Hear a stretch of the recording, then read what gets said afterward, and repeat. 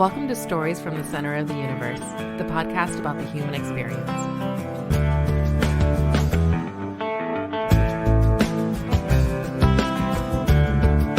Jim Malaugh, welcome to the Center of the Universe. Thank you. It's going to be fun to be here. Be interesting.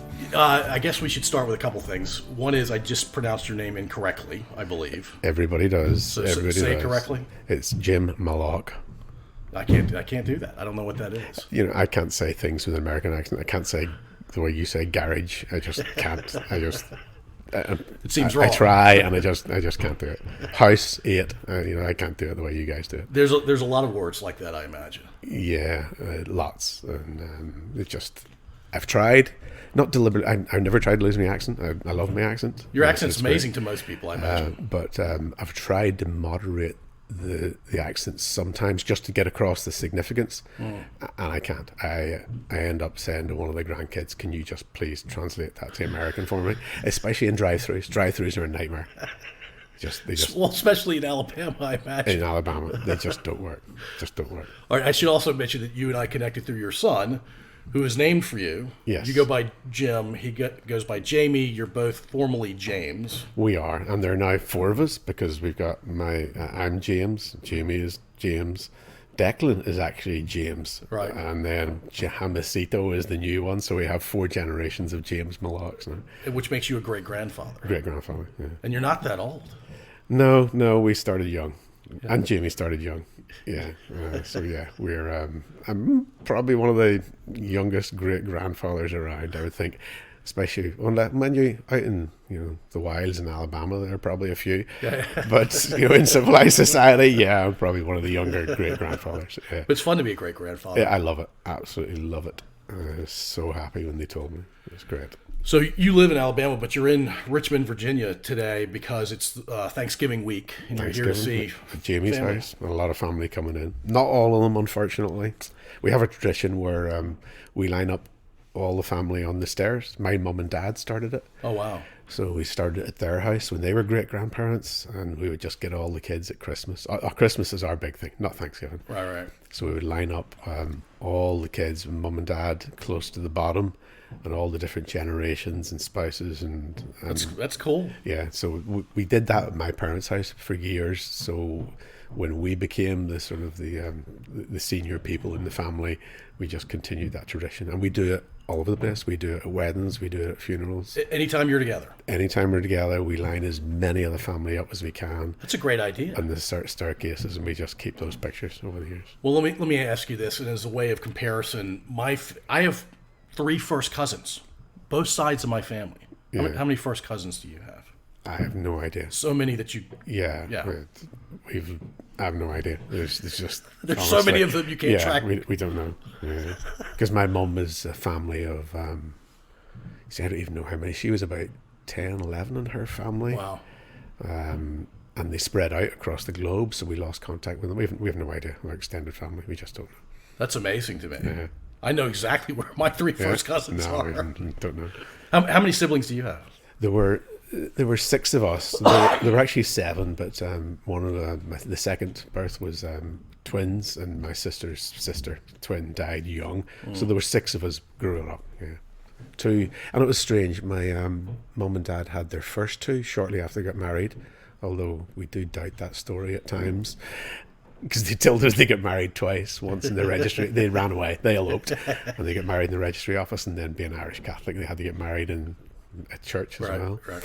But they had Vincent, my older brother, and then 2 years later they had Margaret, and then there was a natural 10-year gap. Oh my goodness! Because they're Irish Catholics, just post-war. Yeah. And then 4 in a row, boom, boom, boom, boom, 4 in 4 years.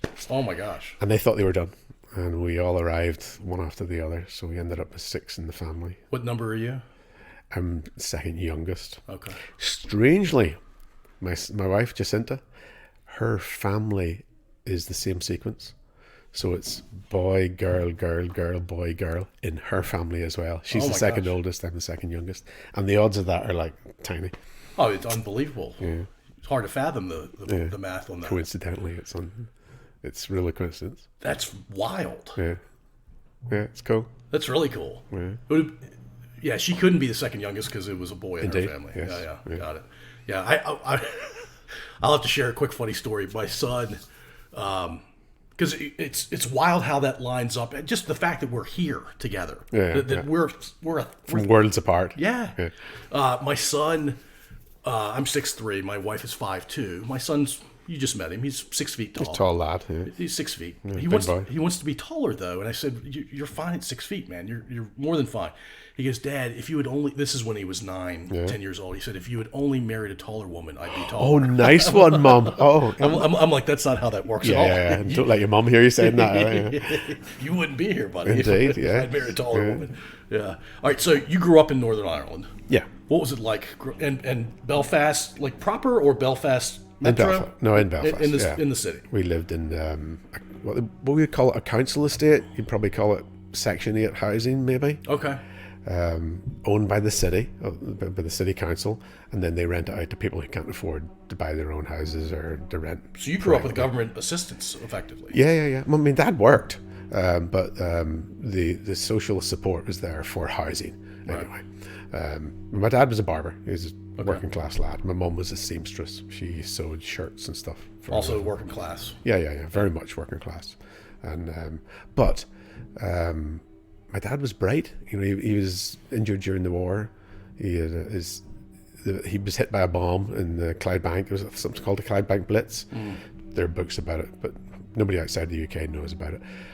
And it was sort of a mistake. The Luftwaffe hit a town in Scotland where they did a lot of shipbuilding. And the theory is that they came over on moonlit nights aiming for the river, and the shipyards just adjacent to the river. There's a theory that they mistook the rain on the Dumbarton Road in Clydebank for the river, and they bombed all the houses on the north of that road. And my dad was in one of those bomb shelters, and the bomb shelters were useless. His sister was killed by the blast, and she was holding him. He almost lost his leg. Wow. So he didn't go to school after that. How old was he? 11 when that happened. Wow. So he didn't get any education, but he was really clever. Yeah. You know, Jamie's genetics don't come from nowhere. So although he was working class, he was a barber, and he was very, very well respected and to some small degree feared in our neighbourhood. He's a big lad. Okay. And didn't smile a lot, maybe? No, he did. He was very jovial, yeah. But big guy, you know, deep chest. He organised community events, dances and socials and things like that. We were one of the few people that ever had a car. They were always hand-me-downs. His mates would give him a car because we couldn't afford to buy one in the area. So he was well respected there, even though he's working class man. We had no money. We had no money growing up. He sounds like he was well known. Everybody knew my dad. Yes, because he was a barber. Yeah. A lot of people come in. Yeah, so everybody knew him. And at one point, a little bit later on, I was about 15 years old. We lived in rough places. This was later on, after all the troubles had happened. And I commented to one of my mates one day, it was a rough place we lived in, so there's people fighting all the time. And fighting was just normal. So. Yeah, and at that point, I had given up the fighting. I never got into that stuff at that point. But usually it would find you. And I asked one of my friends one day, how come you guys are always in trouble and nobody ever bothers me? And he looked at me like I was an idiot, and he went, you're Vincey's son? I went, so? He went, nobody's going to fuck with you. You're Vincey's son. Oh, that's good to know. It's great to know. Yeah, so it was just liberating. You had this silent protection around you all the time. And didn't have to do anything. Yeah. Well, you mentioned the Troubles. I think Jamie, when I recorded it with Jamie, he tried to describe the Troubles, but I have a feeling you can describe it better because you were alive during the Troubles. Yeah, me and my immediate siblings lived through the worst of it. And it all went to hell in a handbasket and after this civil unrest that resulted from the protests. And really it was about civil rights. Historically, you look back and you see that what was happening in Ireland in the 60s, and it wasn't the first time, but it really came to a head in the 60s. It really mirrored and was inspired by some of the civil rights movements here. We didn't have one man, one vote growing up. You got a vote for your household. You got a vote if you owned a business. You owned the property that was the business. And it was deliberately slanted to keep the Irish Republican nationalist community down. And that was just the reality of it. So Catholics breed faster than Protestants. That's just a fact. If you ever see The Meaning of Life, Monty Python, right, there's a scene in that depicts it beautifully. Okay. And it's a Protestant family on one side of the street and a Catholic family on the other side of the street. And the Catholic family are knocking out babies all over the place. And the Protestant family on the other side, the wife's saying to the husband, you know, how do they have so many children? And he said, well, they don't use contraception. They have a child every time they have sex. And she says to him, so why do we only have two then? And he went, well, yes, that's why we only have two. That led to this political structure in Northern Ireland then was that a family of 6 adults, Catholic adults, would live in one house. They had one vote. That seems crazy to an American. It does, but that's the political reality in the 60s. So the protest movement there was peaceful when it started, and it really just wanted access to housing, because access to housing was discriminatory.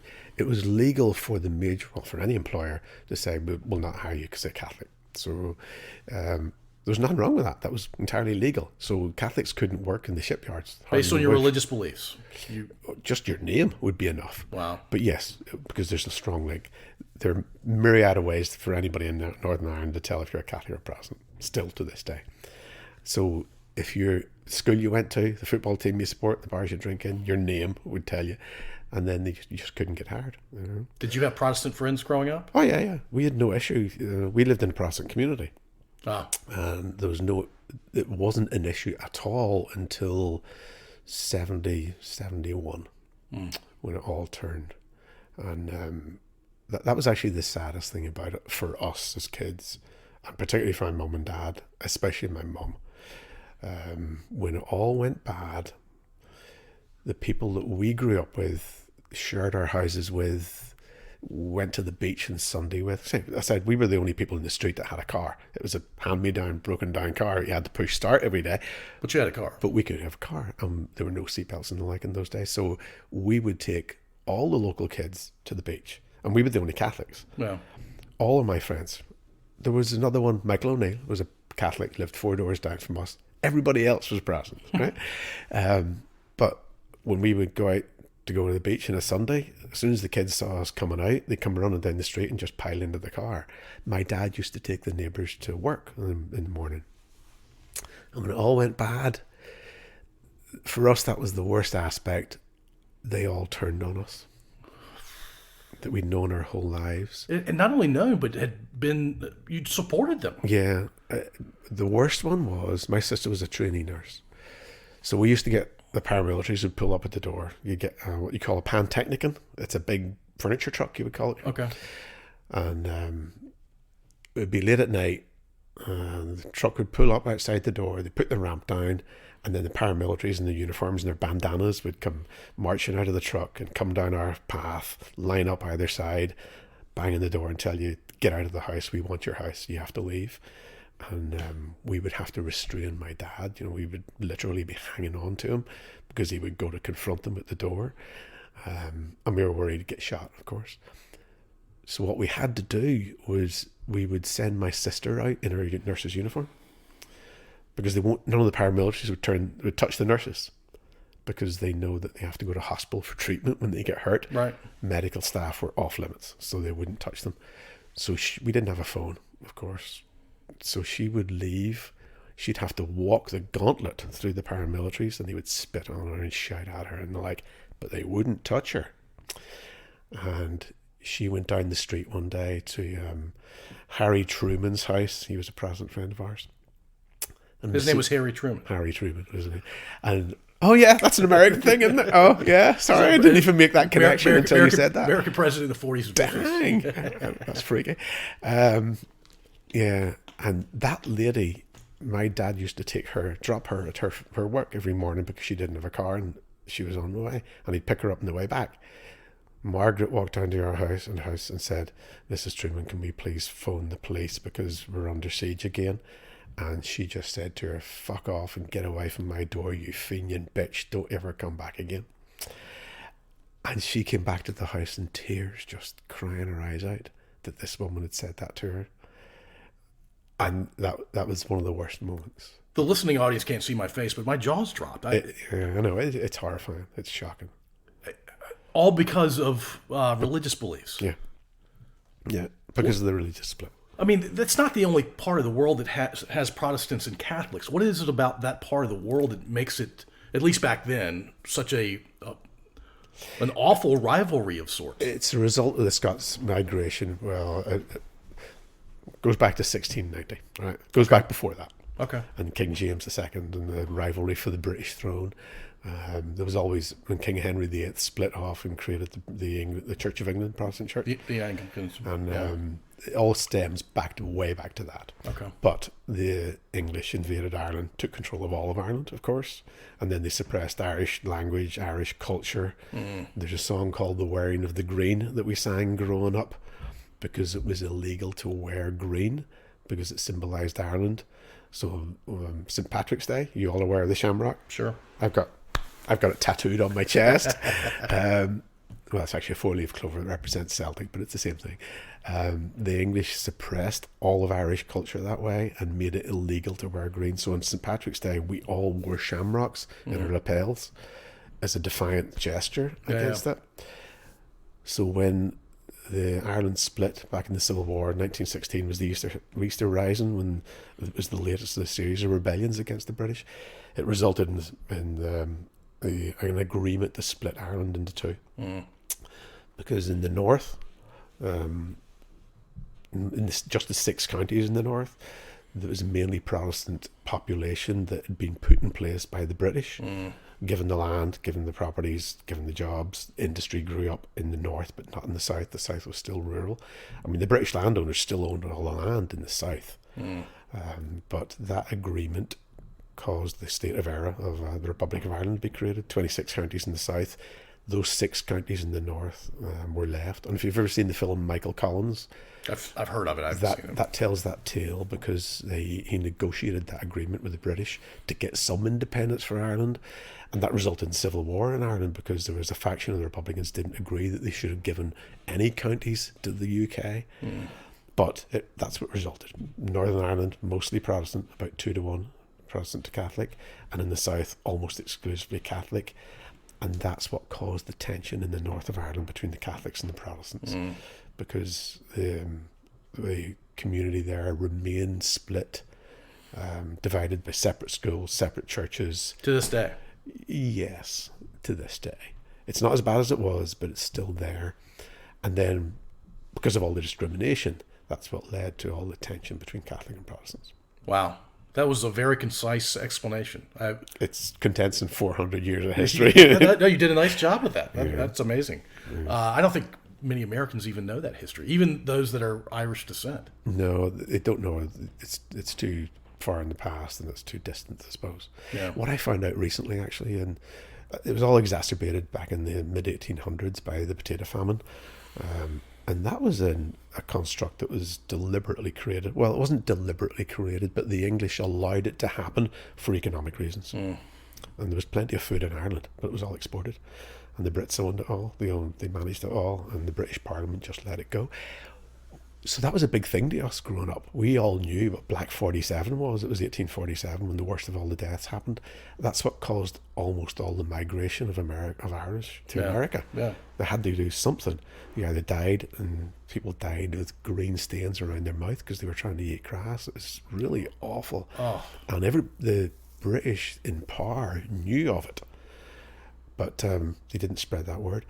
And they tried to minimise the impact on the general population in Britain, mainly in England, by depicting the Irish as subhuman. So have you heard of a magazine called Punch magazine? Famous magazine that was in existence until fairly recently in the UK. Punch magazine would depict the Irish in cartoons as simian creatures with bent over, dragging knuckles and prominent jaws to be ape-like.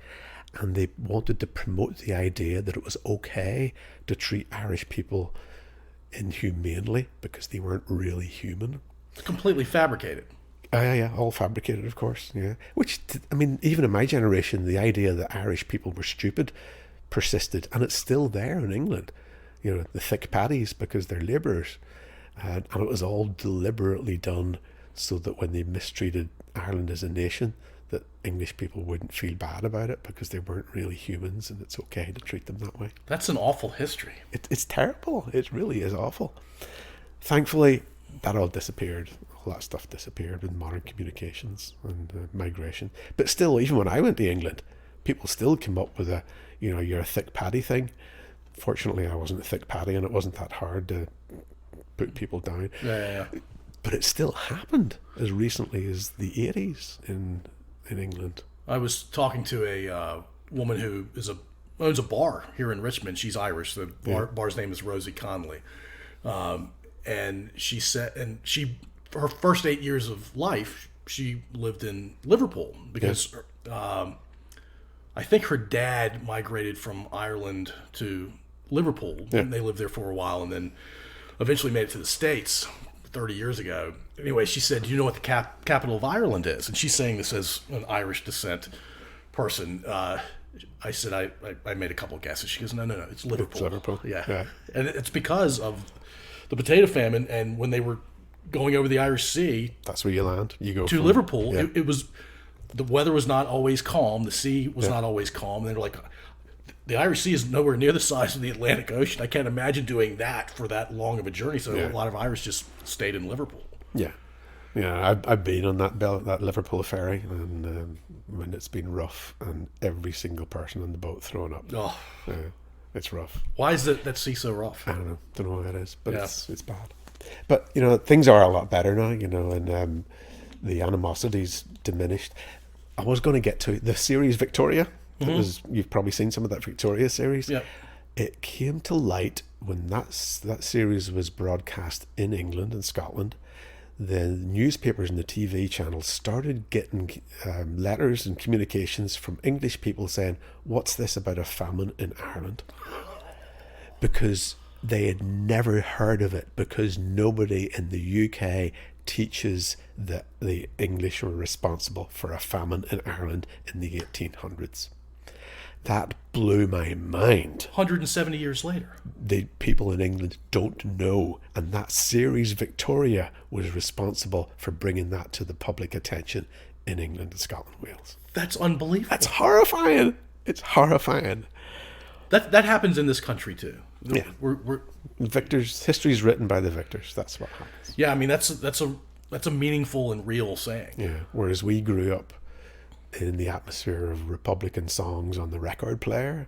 We knew all that, the dirges, the sadness, and the hilarity of it, and the war songs, and we called them rebel songs. That's what we called them. Different meaning than what it is over here, but we call them rebel songs. It's funny, Republican means something entirely different in Ireland than what it does here, and rebel means something entirely different in Ireland than what it means here. I'm learning a lot. You're actually blowing my mind a little bit, Joe. People don't know this stuff, but so we grew up in that. It all came to a head in 72, and the next 20 years were bad. They were bad. And you were a teenager into your 20s during that time. I left Ireland at 17, actually. Okay. And went back constantly, but never lived there. But still, you had to deal with the day-to-day, what religion are you, son? And you still had to deal with that, and I get into fights over that. Did you leave at 17 because of the troubles? No, I went to university in England, believe it or not. Okay. Were there a lot of Irish at your school? No, it was a strange experience for me. I went to Cambridge University, which was not really my thing. You mean school in general, or do you mean... No, the whole idea of that elite English establishment with, Yeah, because you had not experienced anything like that. Nothing at all. And I didn't mean to go to Cambridge. It was a series of unfortunate events, you might say, that I ended up there. I wanted to go to London, actually.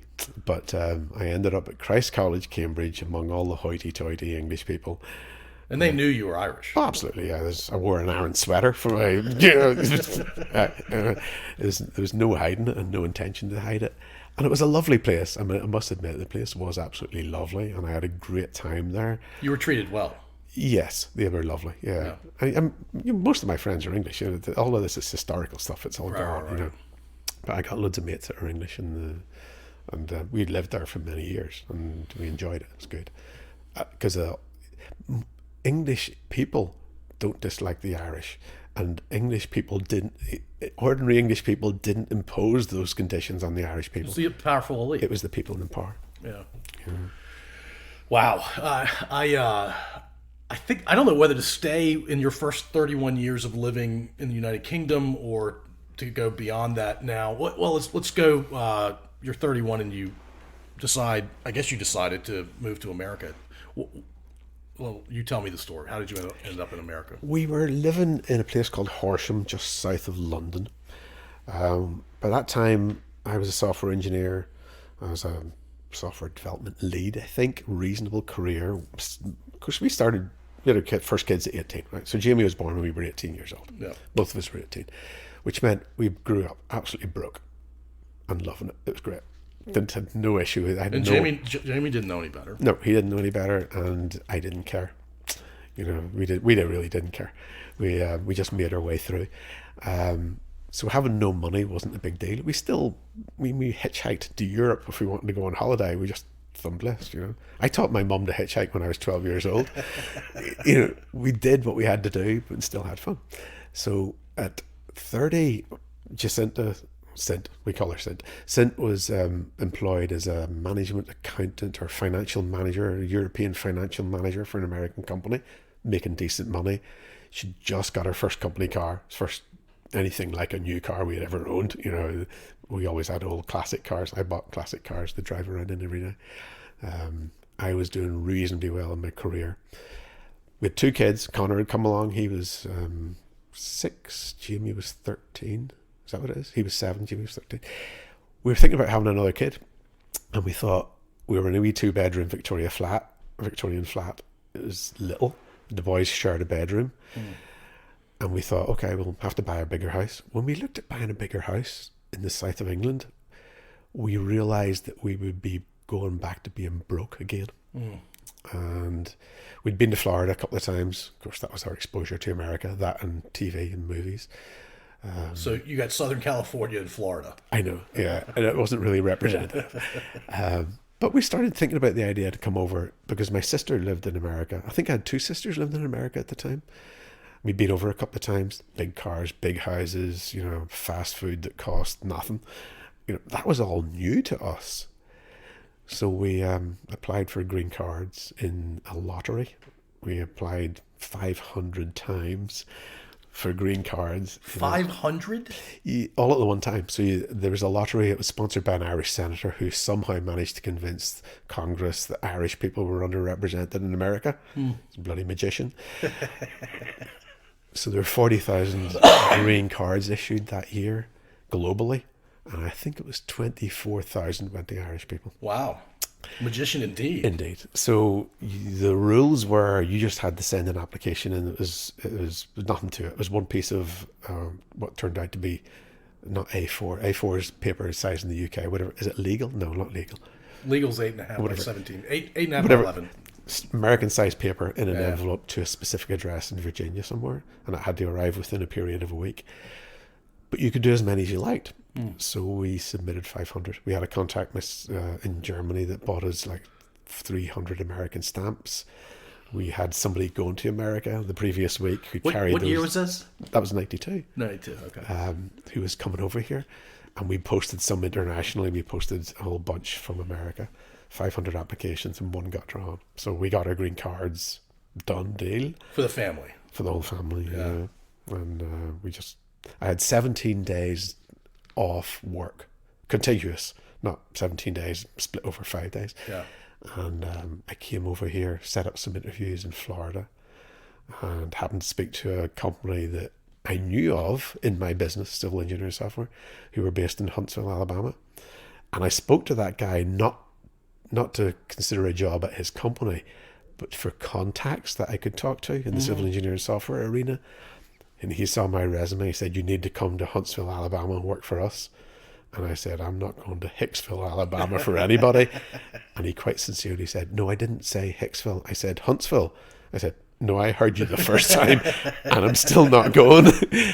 But I was here I'd been here 14 days, still hadn't got a firm offer of a job. And he called me up at my sister's house and he said, look, we've booked you a flight, we've booked you a car, we've booked you a hotel. Just go to the airport. Come see us tomorrow. So I did. And I ended up in Huntsville, Alabama. And you're still there. I promised my wife we'll only be there 2 years. We'll use it as a base and we'll go drive around the South, fly to various cities in America, see where we like, and I'll apply for another job and we'll go live wherever we want. Okay. And that was 31 years ago. And you're still there. Still there. Well, so I'm fascinated. A guy that lived in Northern Ireland and England and Scotland for a period. Scotland as well. How did you come by thinking of Alabama as Hicksville? Just the depiction in films and TV. You know, what do you call the guys? Victor's writing history, right? The South was not writing a lot of its own history for a period. Yeah. That was the only impression we had. That still happens. Yeah.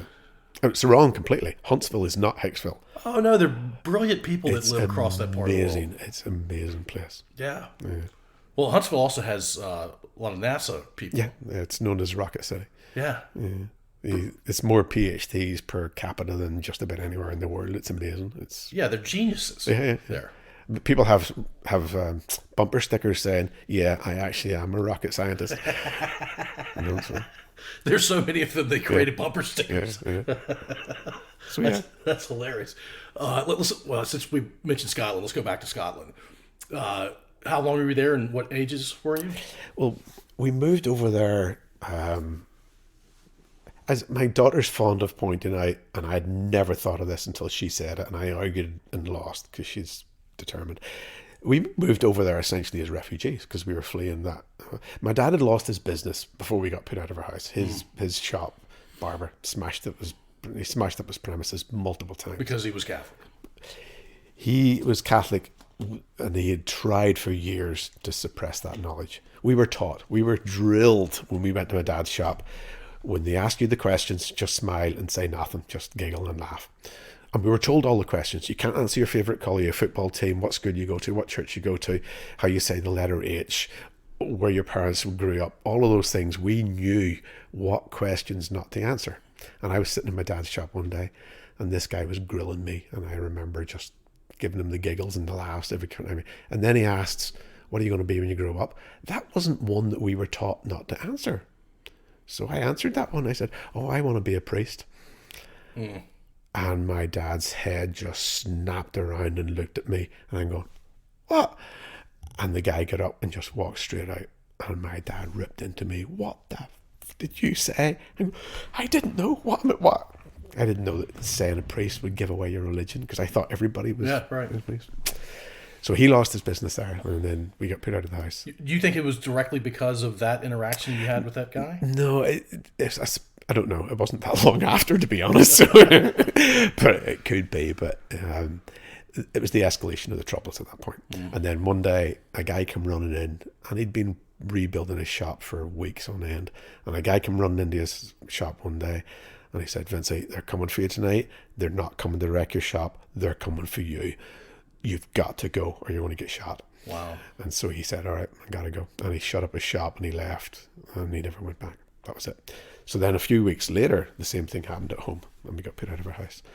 And we went to Scotland probably 2 days later. We went and stayed with my sister in her shared accommodation because she was a student nurse.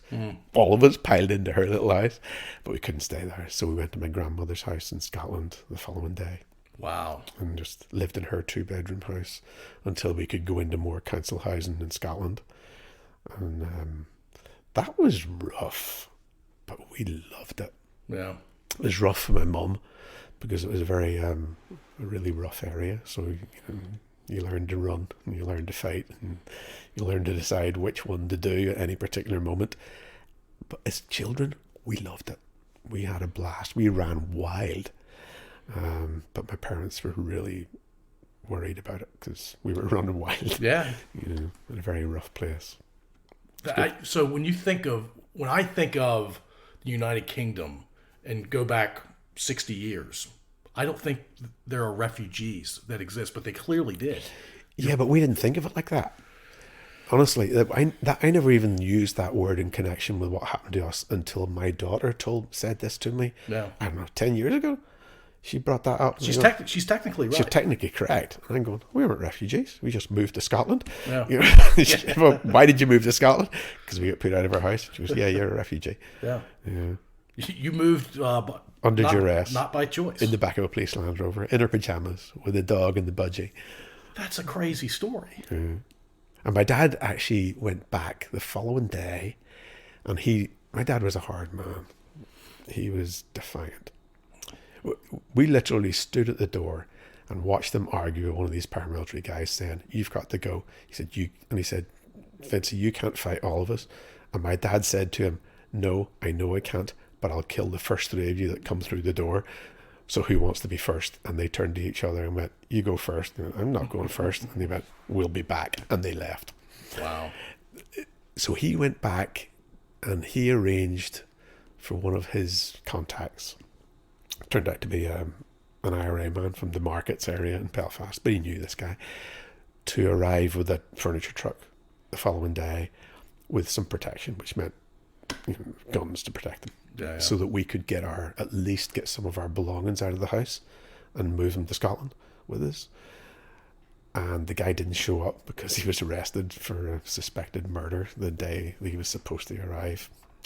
So my dad couldn't do anything. Well, suspected terrorist activity. He couldn't do anything, so he just took an axe to everything that was there, and he just destroyed everything in the house and took a whole lot of stuff out the backyard, set fire to it, so that the people that took our house wouldn't get the benefit of what they had put into it over the years. So you took nothing with you to Scotland? Whatever we could carry in our hands. Wow. We took, yeah. Do you remember what you carried? I only remember the animals, actually, bringing the dog and the budgie. That's it. I don't remember anything else. Wow. Don't remember. Have you thought about writing a book? My sister has, actually. I don't have the memory for it. She's got the detailed memory. Because there's so much happened, with the stuff we did in Scotland. Jesus Christ. The stupid stuff we did. It's amazing. I have a colleague that works with me. Her name's Jen. She's one of my staff. I only found out after she'd been working with me for a few years. She had been telling everybody that she knew that her boss was a pathological liar. And she'd spent quite a bit of time with me driving back and forward to venues and the like. So finally she got to meet Cint. So she started asking Cint, my wife, about the stories that I had just told her in passing. And Cint would, of course, back him all up. Yeah, I was there when that happened, and yeah, that happened to him. So she came to me one day and she said, "I have to apologise to you." She said, "I thought you were blowing smoke up my ass all these years with all this incredible stuff you've been telling me about your life. Turns out it's all true."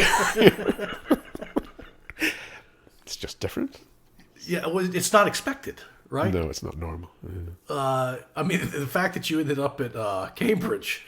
I know. Yeah. Tell that story. How did you end up at Cambridge? Well, it was not deliberate. I had no intention of going to Cambridge, but it was an Irish Catholic school that were very focused on academics. The Irish Catholic system's very focused on academics.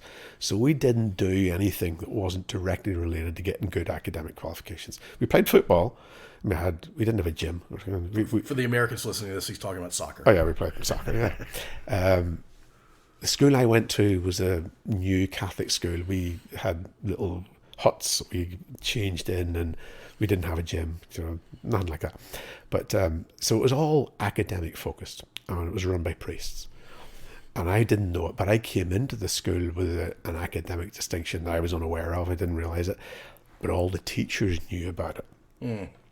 And I was a bright kid, but I didn't know how bright I was because nobody told you this stuff. So school was great. I got to do whatever I liked. When we got kicked out, we left and didn't know. The school didn't know. We didn't have any time, so we just went. I just didn't show up for school the next year. Right. So school in Scotland.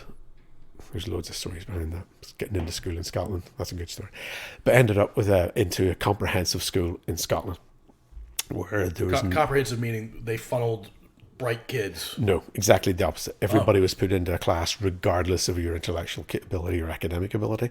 So I'd been in a grammar school in the highest stream in elite, doing heavy academics, 14 subjects for a year. And I'd started early, and that was part of the problem. I was only 10 when I went there.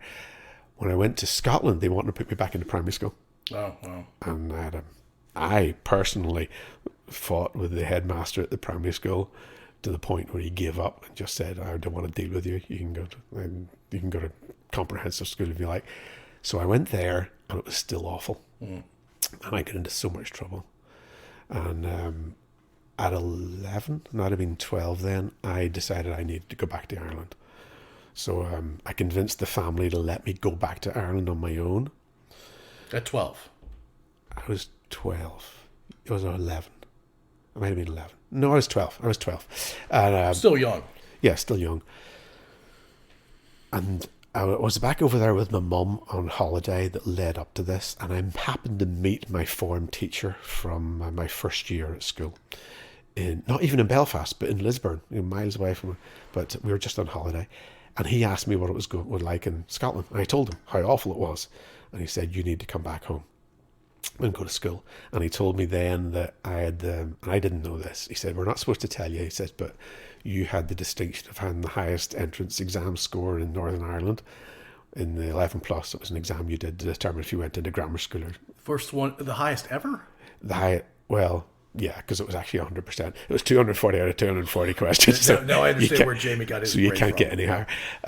But they don't tell you this stuff. They're not supposed to tell the kids. But he told me this to give me the incentive to come back to the school. And so that's what the catalyst was for me convincing my family to let me go back to Belfast.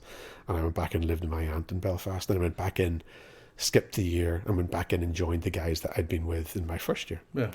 And then spent the first term catching up. So yeah, I ended up being at that school and treated with kid gloves. But I didn't know that's why it was happening. Anyway, school was great. Academic. Kid gloves because of the aptitude score? Yes. Okay. So they let me do pretty much whatever I wanted. Wow. And one of the things they wanted me to do was to go to Oxford or Cambridge. Oh. And we were part of a fairly elite group of academics in my class, and it was really unheard of. They were good lads, normal kids, a bit like Jamie, athletic. We all played football, but they were all really freaking clever. Yeah. So they were just constantly grooming us. You've got to get the scores. So they submitted us for the Oxford and Cambridge entrance exam, and there were a dozen of us submitted for it, which meant you had to go for an interview to Oxford or Cambridge, depending on which one you wanted to go to. And I would still have been 16, I think, when I went over for my interview. My sister came with me. She was the responsible one. She made me cut my hair and stuff to go in for the interview. I went in for the interview, and it went well. You did an engineering specific one, and then you talked to the master of the college. And I had already been to King's College London to be interviewed and loved the place, and I was going there. So I didn't give a flying fuck what happened at the Cambridge interview. I just didn't care. And the master of the college, he did the interview, and then he said, well, good luck on the entrance exam. And I went, sorry, what? And he went, good luck with the entrance exam. And I went, I'm not doing your entrance exam. And he went, sorry, what? I went, I'm not doing your entrance exam. He said, you have to do the entrance exam to come to Cambridge. And I went, if you really want me to come, you'll just give me an offer on my A-levels. And he looked at me and he said, what? I went, if you want me to come to your university, he said, give me an offer on my A-levels. I went, why do you not want to do the entrance exam? I went, because I go to a grammar school in Ireland. We're working class. We don't have tutors to teach us for your exam. I know that all these English kids are going to take a year out. They're going to study for your exam, and then they're going to sit the entrance exam after tooling around Europe for the summer. They're a year out. I said, I don't have that luxury. I'm working class. I have to go to university straight off. It's not an even playing field, so I'm not doing your exam. And he went, nobody's ever spoken to me like this before. I went, well, there you go. Have you ever met a boy from Belfast before? And I thought he was going to tell me to fuck away off into the night. And he went, all right then, but it's going to be a high level. And I went, okay, I don't care about that, because I didn't care, because I didn't think it was going to get the results anyway. Yeah. And he made me an offer right there and then on the spot. Wow. On my A levels. I was thinking, damn. And so when you say A levels for an American, that means your grades. A levels are advanced level courses that you do after you. Got it. When you at the age 17 and 18, you stay on at school if you're going to go to university. That's Got it. It's similar to advanced placement courses. Yes, it's probably as similar. You only do like 3 or 4, so it's specialized. So it's probably similar to a first year at university here. So your A levels alone got you into Cambridge, or do you think your A levels plus that experience talking to? Well, yeah, I had to pass the interview. Yeah. But it was really the interview plus, and the fact that they gave me the offer. So once, and it was 2 A's, and they asked me what. I said, we only know A and B. And I went, that's fine, A's and B's, doesn't matter, do that. And he gave me the offer of 2 A's and a B, and that's what I got. So I ended up going, damn it. But you still didn't have to go to Cambridge if you didn't want to. No, but the social pressure from your family when you get into Cambridge. It's like getting into Harvard or Yale. It is. It's like getting into Harvard and Yale. And I thought, shoot, I'll try it and see. So when you learned you did really well in that exam when you were 11, with that knowledge, did that help you, or did that create such high expectations that it actually maybe hurt you? No, not at all. I didn't give a toss. Okay. I was just wanting to get back to school. I mean, I was smart enough at that age to know that education was key to not end up in the situation that my parents were in. Yeah. And that was key to everything. And that happened at probably 8 or 9 years old. I was shoved up class after class when I was young, and I was submitted for the 11 plus when I was 8, and then I was told, no, you can't do that. So I ended up doing it when I was 10. But it became ingrained that the way out of poverty was education. Yeah. And that's true in most places, right? So I knew that at a very young age. The thing about the primary school, it was a good example of it. And I arranged the meeting with the headmaster of the primary school in Scotland. Wow. At 11 years old. And walked in there with my mum, and he turned to her and said, what is it, Mrs. Malaugh? And she said, well, actually, it's not me that wants to see you, it's Jimmy, because they called me Jimmy in those days. And he said, what is it, son? I went, look, I just need to tell you, I've been told I have to come to your school, and I'm not coming to your school. And he said, but you have to, legally you have to. I went, no, I know I have to legally, but that doesn't change things. I'm not going to come to your school. And I told him I've been to grammar school, I've done 14 classes. I studied Greek and Latin and French and 14 different subjects. And I'm not coming to your school to do reading, writing and arithmetic. And he told me he'd have to send the truant officer for me. And I went, okay, so what's he going to do? He said, he's going to bring you to school. And I was so precocious. I said to him, no, I understand that. So the truant officer will come to my house and bring me to school. I said, that's fine. I said, but I couldn't help noticing when I came in here that the doors weren't locked. You were quite precocious. I know. And he said, no. I said, so that's fine. The truant officer will bring me in. He'll bring me to class. I said, I'm telling you, as soon as that truant officer leaves, I'm out that door. I said, are you going to call him back every day? And the guy's going, son, you can't do this. You're going to get your mum in trouble. I went, I'm just telling you how it's going to be. He said, that's what's going to happen if I come to your school. I'm leaving every single day, and you're going to have to chase me. And a couple of weeks later, we got a letter in the mail saying your son can go to the comprehensive school. As you should have all along. Indeed. But even that's the point was, even then, I knew that I couldn't squander education. And going back to the grammar school in Belfast was key to that. Did you come by that way of thinking from your siblings, or is it just something that organically happened for you? It was really my primary school teachers, because we were all working class. And I'd never forget the primary school headmaster. His name was Mr. Mulhall. I remember one anecdote. He told us that one of the kids that had left primary school some years before had gone to university and was now earning £2,000 a year. And that number blew my mind. And I was about 8 at the time. Yeah. I couldn't get my head around what £2,000 a year meant. And I think moments like that in my primary school were key to forming that opinion in me that I got to get educated. That's brilliant.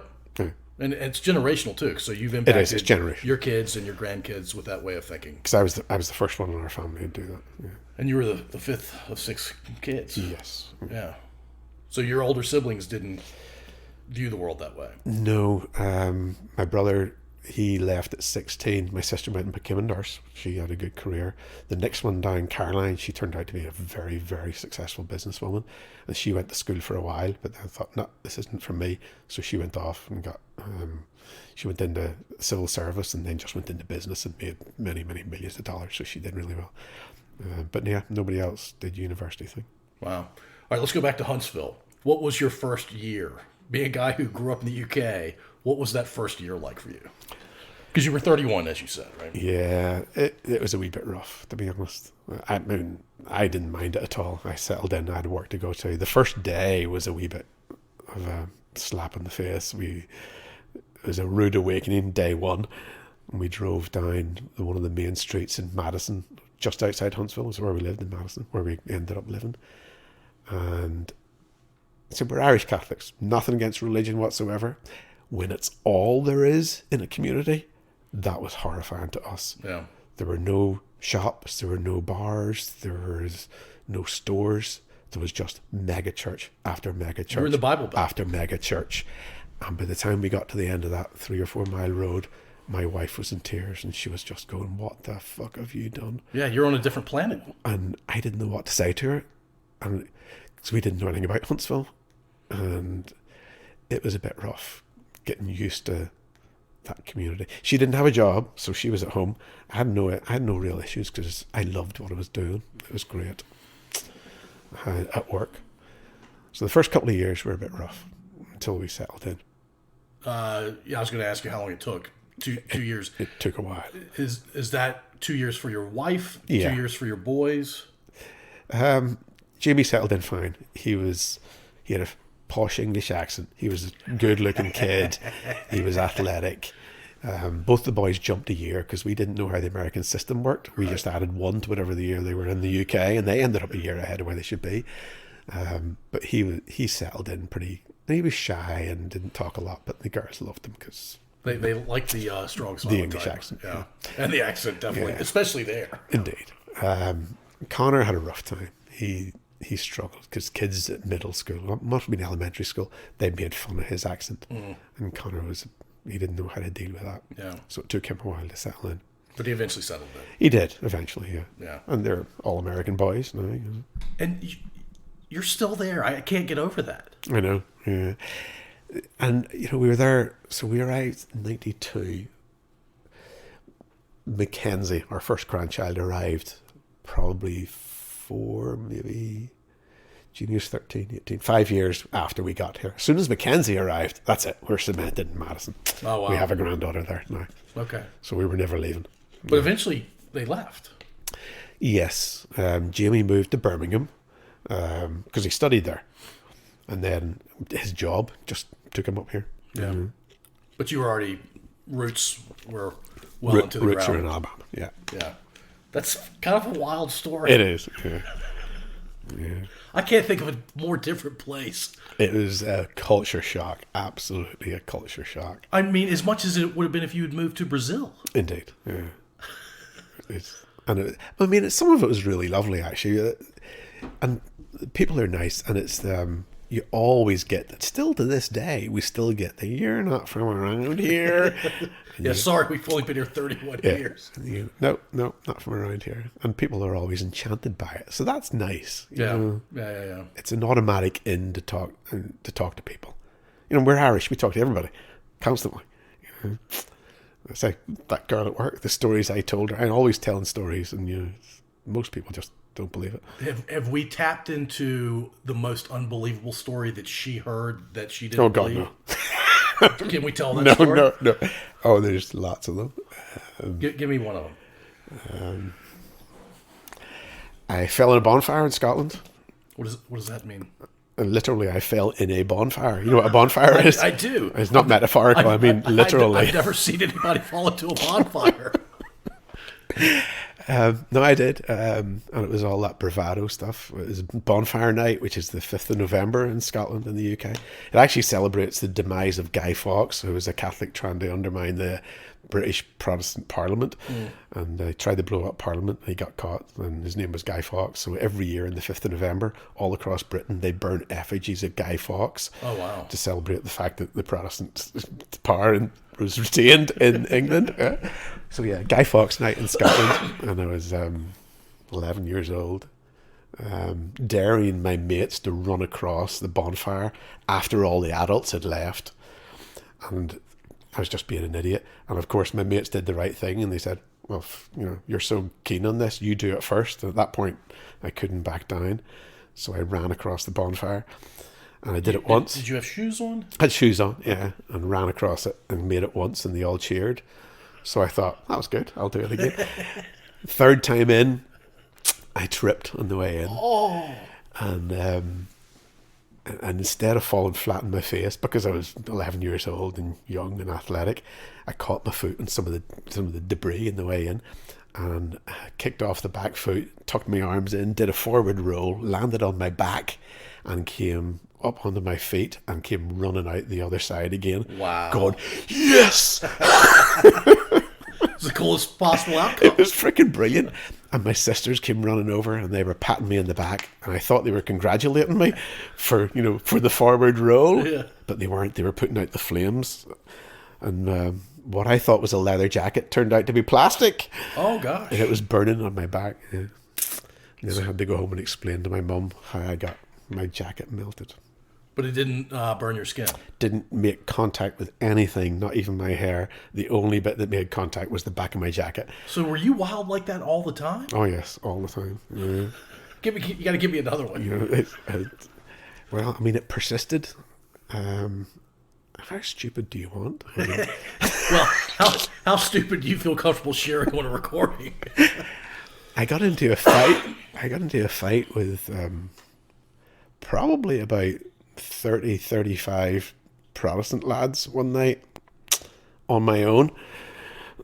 That wasn't the brightest moment. You didn't intend for that to happen, I imagine. Well, I didn't set out at the beginning of the evening for that to happen, but I definitely took actions that caused it to happen, yeah. Yeah, that was not my brightest moment. I was sitting on a bus coming back from Cint's house, my future wife. Last bus at night, always a dangerous thing.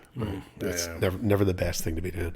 But I wanted to spend as much time as I could with her, so I always got the last bus home. We lived about 30 miles apart. And I knew this town, and I knew the nightclubs that were there. I was 17. And I knew the kids that got on, and I knew they were Protestant boys, and I knew they were always drunk. So I always sat up near the front of the bus to avoid them.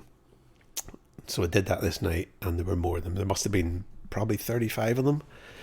And they always fill up the bus with the hardest guys at the back, and then the littlest, less hard guys up at the front. Ended up, this kid sat down beside me because they all filled the bus from the back, and I could see it happening. I'm thinking, oh, Christ, no, please, don't let it happen. They ended up going past me, right? More of them this night. And I'm pretending to go to sleep, literally with my head against the glass, pretending to sleep because I didn't want to interact because I knew it wouldn't end well. And this kid elbows me in the ribs and goes, "Hey, how are you?"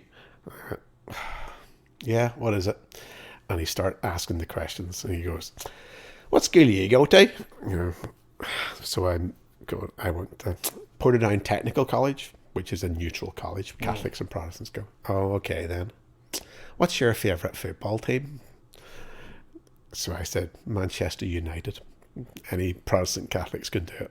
So we had about half a dozen of these questions, and then he stopped because he couldn't think anymore. But by that time, I was so fucking mad that this kid sitting beside me would have the audacity to do this, to be a dick. Yeah. And I couldn't stop myself, and I just turned to him and said, "Is that all you got, son?" And he went, "What do you mean?" He went, "You didn't even ask me my favourite colour. Jesus Christ. That could have given it away immediately." And he goes, "I don't know what you're talking about." I said, "You didn't ask me what bar my dad drinks at." I said, "That was certainly I told you." And he goes, "I don't know what you're talking about." So I said to him, "All right, son, this is how it goes. So if you want to know in this country if somebody is a Catholic or a Protestant, you want me to tell you how to do it?" He went, "All right then." I went, "This is what you do. You go, 'Hey, you, are you a Catholic or a Protestant?'" It was right there the whole time. And And he reared up and he smacked me in the mouth with the back of his hand. And that was the signal. And I picked him up, threw him across the bus, and I held him down by the throat, and I pinned his legs against the seat. Bearing in mind he had like 30-odd friends with him.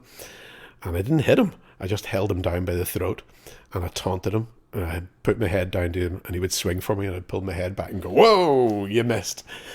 Until eventually, and his friends all laughed. They thought this was hilarious. Yeah. Until he went, "Get him, he's a fucking Fenian," which meant you're a Catholic. Yeah. And at that point, I got this stuffing kicked out of me. I had to hit the ground. You're taught when you grow up, and where I grew up, you're taught don't get kicked in the head and don't get kicked in the kidneys. Otherwise, you can take a beating. So that's all I had to do. I had to hit the floor, get my kidneys up against the seat, cover my head, and I let them kick the snot out of me until the bus driver stopped it. And they all came in to get at peace. Oh, yeah, just kicking one after the next, stomping on me and beating the shit out of me. The bus driver stopped it because one of the ladies said to him, "You've got to stop that. That's an innocent bystander that's getting beaten up." He thought they were fighting among themselves. And unbelievably, he hit the brakes, they all fell down, and he got up out of his seat with a baseball bat. I'd never seen a baseball bat in my life. We don't play baseball in America. Yeah. He had a baseball bat. He said, "Next one touches him, I'm going to knock your block off." So they all sat down. I was so mad at that point that I dragged another one off their seat, threw him onto the floor, stood up on the seat and lectured them about how many Protestants does it take to beat up one Catholic. And you're 11? I was 17 at that point. Oh, okay. You were older. But I looked like... Because you went to see Set. Yeah. But I looked like a 14-year-old girl. I was a pretty boy. I wasn't in any way intimidating. I looked like a wee girl. Did you have long hair too? Yeah, long hair down my back. Yeah. It was wild. Yeah. So that's one of the more stupid things that I've done. That's the only time something like that's happened, though. Or have you had similar incidents? That's probably the stupidest thing I've done. Yeah, probably. I think that my favorite part of the story is you lectured them. That or the are you Catholic or Protestant question. I mean, I lectured them like for 4 or 5 minutes. Oh, wow. And told them, any one of you, one at a time, I'll take all of you, one at a time, no more than one at a time. And the biggest guy at the back, he stood up and took his jacket off and he said, "Start with me." And I screamed at him. I literally screamed at him and went, "Who the fuck said you could stand up? Sit the fuck down or I will come down and make you do it." And he sat down. And at that point I thought, what must you look like? The bravado. I know. Oh, it's crazy. Absolutely fucking mental. And that kid ended up at Cambridge. I know. Among all those posh English people. But you enjoyed Cambridge itself. I did. I really loved it. Yeah, I enjoyed it. I got kicked out at the end of the year, though. All right, so sorry to bounce around like this. Huntsville, if I've never been to Huntsville, what would you tell me to experience if I went to Huntsville? Everybody goes to the Rocket Center, and I've been once, and it is spectacular. If you're in any way interested in science, engineering, the scale of what they do is in your face. The design of the rockets and the evolution of the mechanical stuff that they had to do to get to the moon. All of that is on display. It's 54 years ago, too. Yeah, it's remarkable. And you can see it from being basic electromechanical stuff before everything was heavily computerized. And if you're in any way in engineering, and although I'm a civil engineer, I love mechanical engineering as well, I find that stuff absolutely fascinating. But Huntsville's grown up a lot. It's got an arena. It's got a conference center now. There's lots to do. They're trying to make it like Austin is in Texas. So like a creative sort of town. Yeah. They're trying to make it creative. They've become a bit more liberal in their downtown practices. They've got, they'll close some of the streets at night and let people walk with purple cups of alcohol and the like, which they never would have done when we first moved over here. But it's such an international city. It's cosmopolitan. Because it's such a science. Yeah, people come in from all over the world. And they've got a big biological centre there as well now. Hudson Alpha, a biological research centre. People come in for that. So it's really strange in that you've got all that high-tech, highly intellectual community, and you move 15 or 20 miles in any direction and you're into the south. Yeah. Mm-hmm. You're into mega churches and farmland. I mean, Huntsville's got its mega churches as well. Yeah. But you're into farmland. Yeah. Yeah. And I mean, those are lovely communities as well, though. I mean, I do love wandering. I ride motorcycles a lot and get out into the countryside with them. And I love mixing with the people there. They're really charming, and out in the rural areas, God, they love the accent. Oh, they've only heard it on TV. Yeah, and they absolutely love it. So people are really, really nice to you. It's nice, I have to say. I like it. Are there other Irish in Huntsville? Not many, no. Yeah. No, I know a few, but not many at all. Is there at least a good pub? There used to be a really good Irish pub.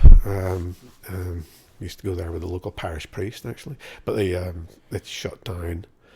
People tell me there's another one, but I've heard of it, and I don't think it's a bona fide Irish pub, to be honest. Bona fide meaning the owner's Irish and... Yeah, and proper Irish community. Yeah. There's an English pub. Can't go in there. Even now? Really? Mm-hmm. Yeah, it's stupid. All right, so that's not logical at all. I say my boss is English, my mates at work are English. Most of the people I play football with are English. But they have Union Jacks all over it and English symbolism and the like. And it's just hard to take. I can't do it. I just can't do it. I can't do it. And a lot of my football mates say, there's a football game on. We're going to meet down at the Rose and Crown, whatever the hell it is, or the Poppy. Oh, the Poppy. The Poppy's a big thing. Don't get me started on the Poppy. But it's in the name. It's the Poppy Bar. Oh. And I just have to say, I'll be going, yeah, I'll come meet you. And then they go, where are you meeting? Okay, now I'm going to have to pass on that. Yeah. And I just tell them my dad would turn in my grave if I walked into that bar. Just turn into his grave, not my grave. Yeah. You're still here. It's weird. It's totally illogical. I struggle to explain it, but we went and sat outside it one day, but it took a lot to do that. We wouldn't go inside. We sat outside to try their fish and chips. So everybody's telling us how great they are, but I can't go back. It's really weird. It makes no sense whatsoever. It just... Well, I mean, the way you grew up, actually does make sense. Yeah, that oppression thing. There's a protest poppy movement. Irish footballers in England get into trouble because there's a couple of them refuse to wear the poppy on the shirt during that season. I would do the same, I really would, or they just stand back from the moments of silence. And it's not that the original poppy thing was World War I and World War II. Nobody in Ireland objects to that. They would all, we would even buy poppies when we were young, because you're commemorating the soldiers that fought in World War I and World War II. That changed after the Irish Troubles. And all of those paratroopers who shot the people in Derry, innocent people, 13 people shot dead, just brutal killings by the British Army, the paratroopers in particular, they were all brought into that whole poppy celebration. And at that point, all us Irish nationalists went, nah, poppy's no longer anything that we can support at all. Well, the Irish people were murdered. Yeah, so we just bailed on that. Can't do it anymore. All right, help me understand Irish names. You have an easy Irish name. I do. But there are some names, when you look at them, you're like, I don't even know how to begin to pronounce those names. Is that from Gaelic? It is. It's Gaelic, yeah. So even our daughter's name is Ciara. I would say Ciara. Yeah, and Americans never get it. It's Kira. Kira. It's just two syllables. So it would be Kira if you were to do it phonetically, I suppose. Yeah. Or Kera. Americans never get that. But there are other ones, like lots in our family, Niamh. Niamh. I have no idea how to start that one. It's Neve. Our Connor's... Where's the V? Where's the V? It makes no sense. Our Connor's name is straightforward because we spelt it the anglicised way. But Connor's original name in Gaelic would be Conchobar, which means nothing to English-speaking people, but it's Connor. But it's all from Gaelic. Yeah. It all just comes from Gaelic. And they pronounce those letters differently, clearly. Yeah, completely differently. And the combination of letters they pronounce differently. The combinations are all different. Yeah. And so that's the thing. And again, that's one of the distinguishing questions. What's your name? If you're Neve, You are 100%. You're never a Nave. You're normally Nave and actually double barrel names. Right. You're 100% Catholic. If you're a Connor, 100% Catholic. Fergal, definitely 100% Catholic. It's still used, and we still have different names in different sides of the community. James doesn't give you away, though. It does not. No. James is a neutral name. Yeah. You get that on both sides. Did your parents intentionally name their kids neutral No, names? because we weren't conscious of that at that time. You know, we really weren't conscious of it. We very clearly, apart from with Jamie, we were supposed to be that conscious of it. He was named after me, but with Connor and Ciara, there were very deliberate selections of Irish names. Were you not thinking about that when Jamie was born? Or you knew you were always going to have a James?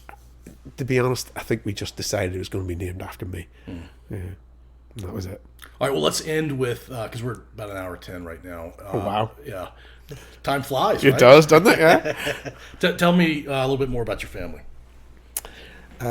Extended family? No, either one, or both. As you know, I had 5 siblings in my immediate family. They're all over the world. Caroline is retired, not really retired. She was the publican, so she made her money in bars. Still lives in Florida, but she lives wherever she wants to live, basically. Maureen is in Germany. She's got kids. She married a black guy from Florida who is a musician. And they're living in Germany now. She's in Germany. Yeah, they're in Germany now, but they've bounced around between Germany and Florida. He was a musician. He toured with the likes of Stevie Nicks and Joe Walsh and folk like that. That's pretty on cool. The fringes of fame. Yeah. But never enough to make any money. Yeah. My sister Frances, she lives in England. Sister Margaret lives on a farm in Ireland. Okay. She settled down there many, many years back. My own kids, you know Jamie well. He's a mathematician and freak. Yeah. Freak. Crazy. Smart. Yeah. Crazy smart. But I love the fact that Jamie's not in your face smart. Oh, you have to know him for a while. Yeah. Yeah. And I like the fact that he's athletic. Having him really young was brilliant. And people say, was that not really hard? And I go, no, it was fucking awesome. Yeah. Because we grew up together and we just did what we made sure we didn't stop our lives when we had Jamie. We insisted upon both going to university. I managed to talk her into university in Edinburgh without her ever having an interview and without being qualified for it. I got her in place in Edinburgh so that we could live together. I could talk to people. But, you know, growing up with him was wonderful. I got to play football with him like 7 seasons in a row on the highest awesome. level of football in Huntsville on the same team. You probably were the 2 best footballers in the area. We were definitely... Jamie was certainly one of the best. You know, I'm not as good a footballer as he is. But I was good enough where we were both selected to go on to an Alabama representative team to go play in a regional tournament. Oh, that's cool. You know, so we did that together, which was good fun. So yeah, Jamie's smart ass, but nice. Connor's only ambition at school, because Connor's 6 years younger, and when he went to high school here, he was constantly, as soon as the name was mentioned, oh, you're Jamie's little brother, we expect great things from you. And that was terrible for him. Yeah. It's hard being the second kid. Yeah, so he struggled with that expectation level. And his only ambition was to score at least the same as Jamie did in ACTs, and he beat him by 1. So he's brilliant too. He's clever, but he's not in any way. He doesn't want to be. He's not as hardworking as Jamie would be. Super high aptitude, but maybe exactly like me. Actually, really, really clever, but couldn't give a toss. Basically, yeah. So that's Jamie, and Ciara's a lovely lass. She's very into humanitarian stuff. We took her to Mexico when she was like 8 years old, and very deliberately took her into small towns with just locals in them, no glass in the windows. I didn't want her, having been born in America, growing up thinking that America was normal. So we very deliberately exposed her to international travel from she was a very young child, and made her understand that she was privileged and that 95% of the world isn't like this. That's brilliant. So she grew up with a very humanitarian streak in her and a very liberal streak. Good for you and Cint and your daughter. So she wanted to work for non-profits and to help people, and it's lovely. That's what she's done most of her career here so far. So yeah, we've been delighted. They worked out well. That's awesome. Where does Connor live now? Connor lives in Maine. He was moved to Maine. He got married last year. Is she from Maine? His She's wife? from Venezuela. Why Yeah. Maine? Her job. Okay. Yeah, so he's moved up there. And Kira is? In DC. Okay. Yeah. She ended up working as a consultant for Ernst & Young, of all things. She's very clever. She's not even qualified for that job, but because she was good at what she was doing, she just ended up, they recruited her as a consultant. People love hyper experts. People like clever people, there's no doubt. Yeah. And it sounds awful, but it runs in the family. We were playing a game last. It doesn't run in my family. We were playing a game last night, and it's Know Your Family. And Brendan, I think Brendan is the smartest of us all. Jamie's boy, Brendan. Yeah. He's a pain in the arse. He's so damn clever. Oh my God. And he was asked, what is the thing you most admire or you most thankful for about your dad? And we all had to guess what it was. It was genetics. Which I thought was great and absolutely correct. Oh, man. So you told me before we started recording, I think, or maybe right at the beginning, that you're going to retire soon. Yeah. What's retirement going to be like for you think? Ride motorcycles more. Okay. Fix my bikes. Fix cars. I like old cars. I love speed. I'm an adrenaline junkie. Even now? Yeah, I just bought a 217 horsepower motorcycle this week. It does 187 miles per hour. You're going to take it up to 187? I've seen 187 on a motorcycle once. I've seen 173 on my Ducati. I probably won't take it to 187, but I'll certainly take it over 150, 160. Yeah. Yeah, Americans don't have a real... NASCAR's a thing, but there aren't that many NASCAR drivers in the world. You've been on the Autobahn in Germany? Yeah. I've only been on it one time, and I was in the middle lane of 3 lanes. The right lane is going at speed, what I would consider at speed, roughly 65 miles an hour. I was going probably 90, 95 miles per hour. I don't remember the kilometers per hour. In the Audi rental car I was in had the kilometers per hour, but I had done the conversion in my head. And the first time a car passed me in the left lane, I didn't understand what was happening. Yeah, it's unbelievable. Yeah.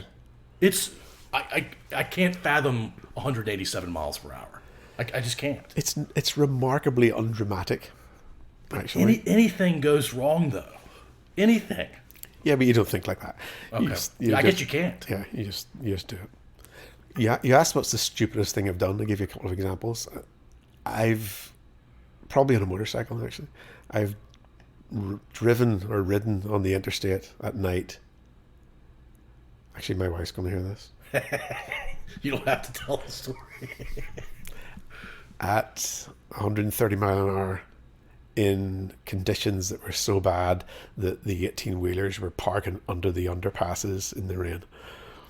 Because the rain was that heavy? Yes. Cinta's known you a long time. Since we were 17. So, would she be surprised by that? Not at all. No. Yeah, okay. No. What made you do that? Most people would stay at home. I don't know. I have a different reaction. I have a different reaction to the thought of danger to most people. I was on a plane once. There's an we're way over 1 hour. Never fun. I was on a plane once coming from Amsterdam to Atlanta, and we got an announcement. We noticed the staff were running up and down, just panicking. And we'd just been given dinner, their first meal, and I wasn't eating because I'd eaten. And they were on the phone back and forward, running up and down. And then the pilot came on and said that they were going to land in Shannon Airport. I've been to Shannon, yeah. They said, we've got indication that there's a fire in the hold. We have to get to the ground as quickly as possible. So buckle up. It's going to be a drop, and we'll drop 10,000 feet very, very quickly. And as soon as we can touch down, he said, we're going to be stopping very, very quickly. He said, the brakes will go on fire. There'll be fire engines. He said, but we're going to get you on the ground as quickly as possible. Do everything we can to keep you safe. The lady beside me starts freaking out. The whole plane was probably freaking out. My reaction was, this is going to be so much fun. And I'm literally going, yes, this is going to be a blast. Oh my God. You're the kid who wanted to take on 30-some Well, indeed, yeah, same thing. And I looked at the lady beside me, and she was about to freak out. And I'm going, look, love, it'll be fine. It'll be fine. I said, have you ever been to Disneyland? And she's going, yeah. I said, this is going to be just like a roller coaster. I said, people pay to do this stuff. You're going to love it. A lot of money. You're going to love it. What caused the fire? Did y'all ever find out? It was false alarm. They had an indication of it, and it wasn't actually a fire. But they had they abandoned the plane in Shannon for a while. Wow. And another instance, and this one's terrible. I do feel guilty for this. My sister-in-law, Jacinta's sister, Joanne, she was in that terrorist attack in the mall in not Uganda, Nigeria. Mm-hmm. Jacinta and I were on a motorcycle trip at the time, and we got home after a long day trip with a bunch of other bikers, turned on the TV in the motel, and this news came up about that mall in, where's it, Nairobi? I think it was Nairobi, It Kenya. might have been Nairobi, yeah. And Arsene turned to me and said, our Joanne's at that mall, get on the phone and find out what's going on. And I went, don't be daft, you don't know where she is. And she went, I'm telling you, Jim, she was at that mall, find out what's going on, get on the phone. And I just laughed at her and said, you're being ridiculous. He said, she works in that city, she's in the mall. Turned out she was right. And Joanne was in the mall, and she was caught in the middle of it. And she'd been trained by her company what to do. And they told her, something like that happens, everybody's going to go for the exits. Don't do that. That's where the terrorists will go. Maximum damage. Find a small place that can be locked, lock it, and wait. We will call you. Our security staff will come get you. So when Joanne was telling us about this, and she had to hide in the foreign exchange, and the guys did come to the terrorists did come to her and tried to talk them to come out, and she was hearing people being shot, bombs going off, and the people with her wanted to go out. She had to physically restrain them, and had she let them go, they would have been killed. Yeah. When she told us this, I made the mistake of saying, geez, that must have been great. And Sint just looked at me and went, are you fucking nuts? Are you out of your mind? Are you out of your mind? And I was going, I'm just a little bit jealous.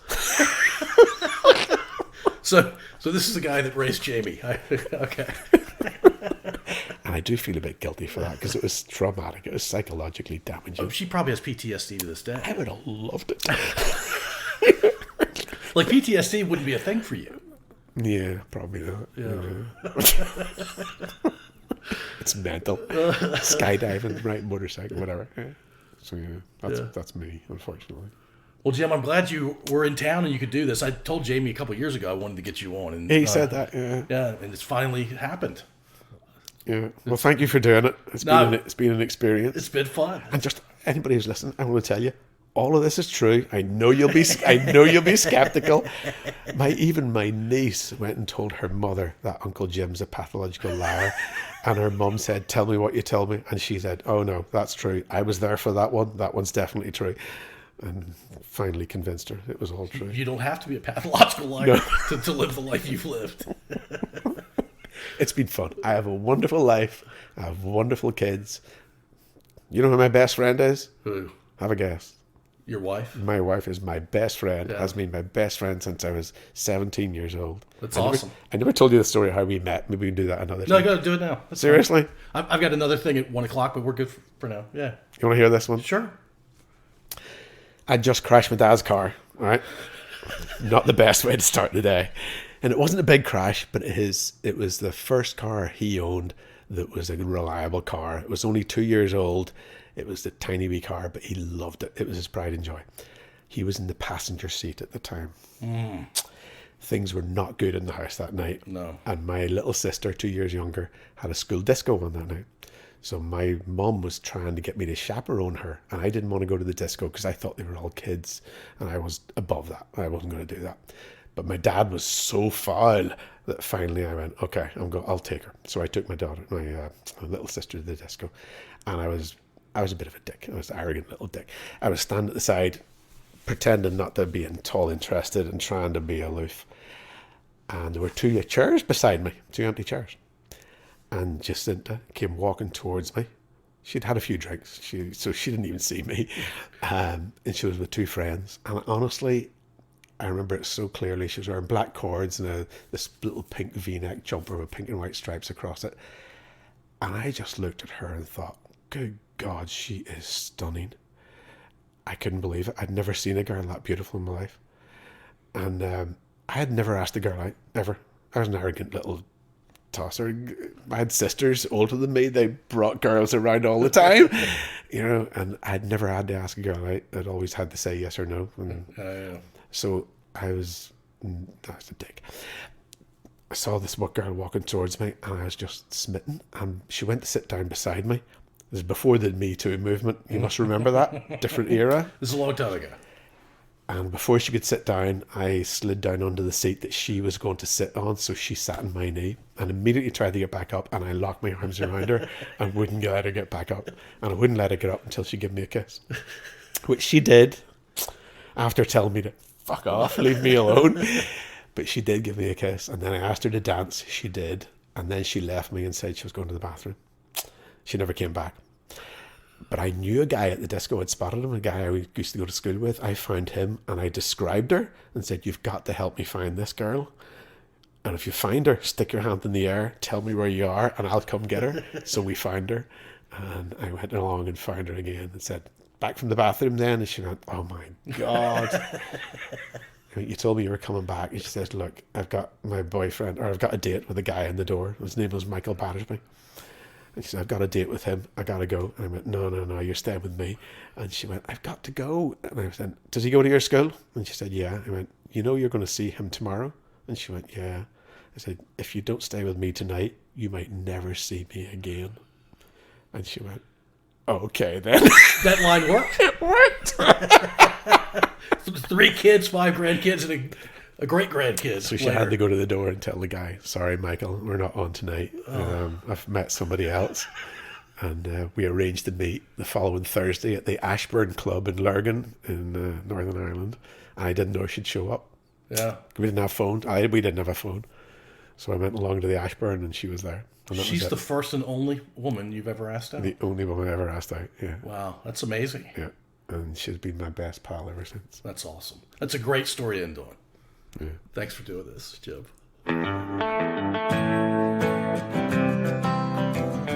Thank you for listening. If you enjoyed this episode, please subscribe to wherever you listen to podcasts. We'd also really appreciate if you'd rate and review us. You can find us at scodupodcast.com.